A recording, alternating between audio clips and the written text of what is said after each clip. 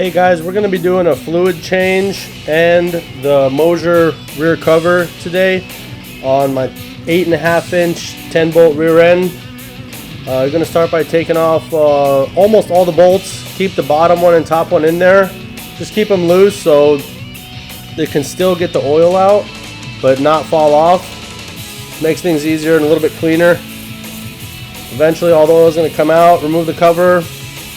You want to scrape off all the old gasket material. You just want bare metal. I started with a scraper here. Go all the way around.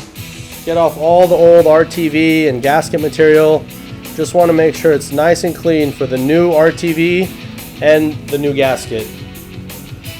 I used a die grinder here with a light abrasive wheel. Nothing strong, only enough to get off the RTV and the gasket material.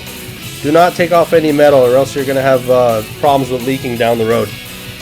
So just get off all the old material nice and clean.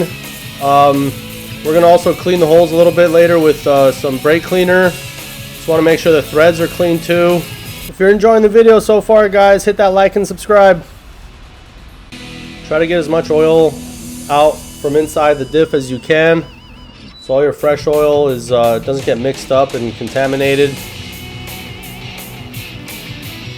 Each hole I sprayed the brake clean, and then I got the air compressor and kind of cleaned out all the holes. Make sure you got eye protection on. It gets a little bit messy. My lighting is going to run out here pretty soon. I haven't charged these lights in a couple days. A bead of high temp RTV around and kind of press it in, make it nice and flat. I did not show the gasket, but I did put RTV on both ends of the gasket and also RTV on the end of the housing. I didn't show it here, but there is a gasket between there. Want to make sure it's nice and flat so it's covered in all areas. Start the top bottom bolt first and kind of work your way around. Make sure the brake line bracket is good to go, not pinched anywhere. You're going to torque them down to 25 foot-pounds, all 10 bolts, and then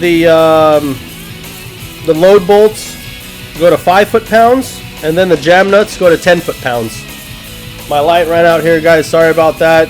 Fill the oil in, tighten the plug, and you're ready to go. Thanks, guys. See ya.